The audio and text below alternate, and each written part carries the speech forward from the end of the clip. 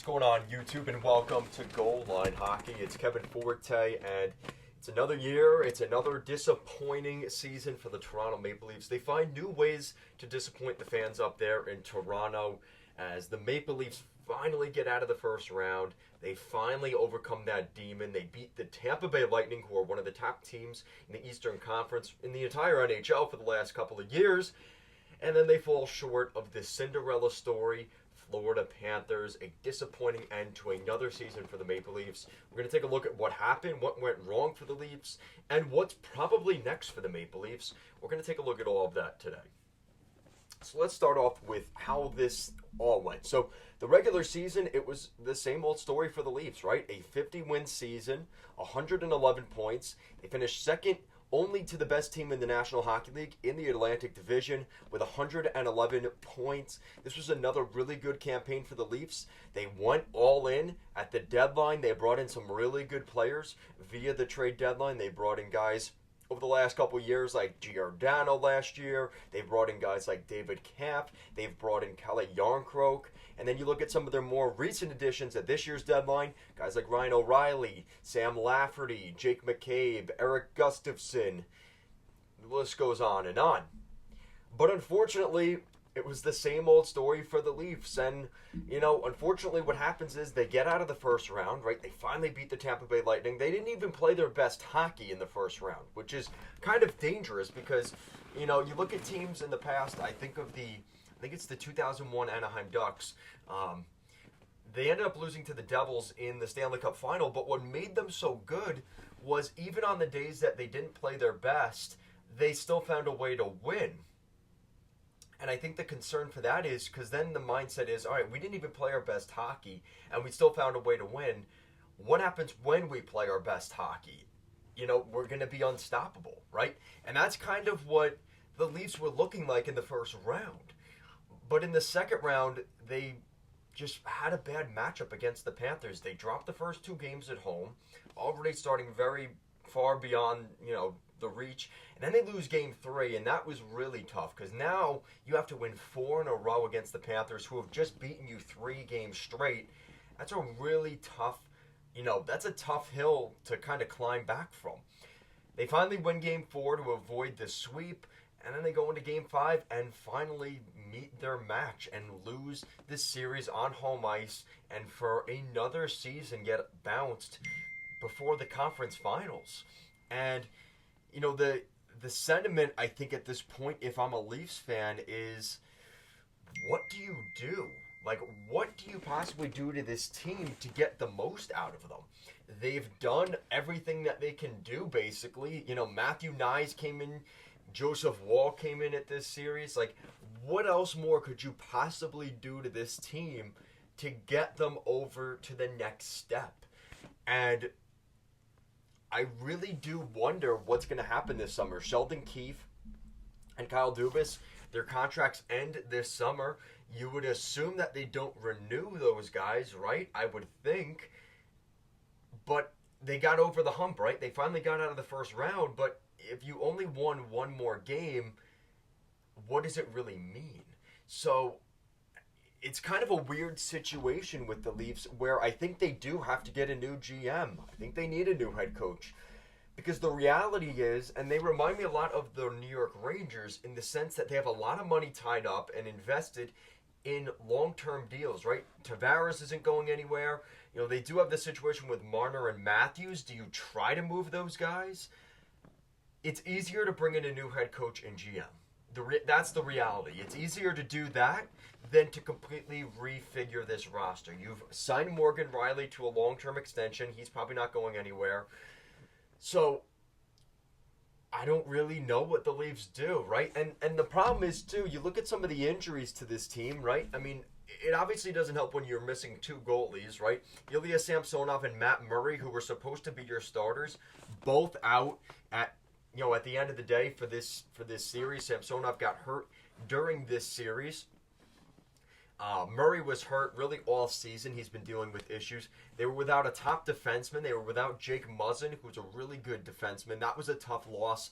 Basically, the entirety of this season, he's been out since October. Victor Mete, some good depth. He's been out since December. Nick Robertson was out with a shoulder injury most of this year. That's a good player that could have been in your top 6. Matthew Knies, who got hurt during this series, that's another tough injury and is starting to look like a player that could be prominent as soon as next season for the Leafs. It just seems like anything that can go wrong for this team, things always go wrong, but the excuses have to come to an end at some point.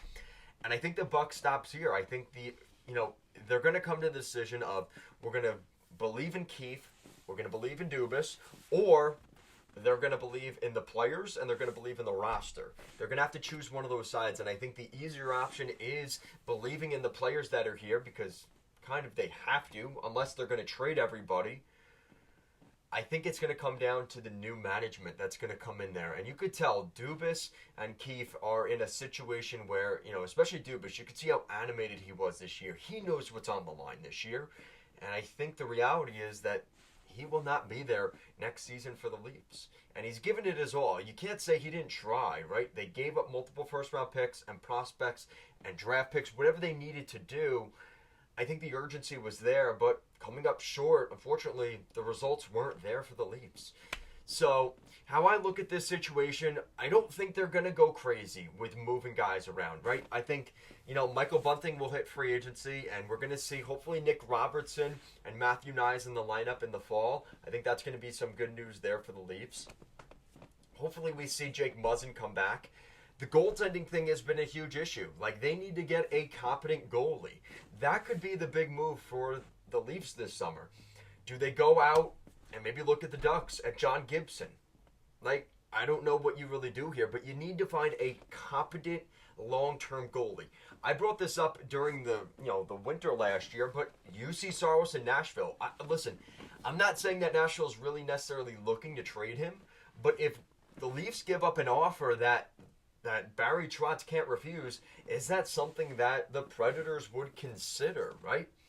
So, I don't know. I look at the situation here, and I don't know. It's one of those things where I think if I'm the Leafs, you almost have to make a big move in between the pipes, because I think the reality is everything else right now, it's going to be hard to move a Matthews or a Marner or a Nylander or a Tavares, and with how specifically Marner and Nylander played in this series, you can't really knock them.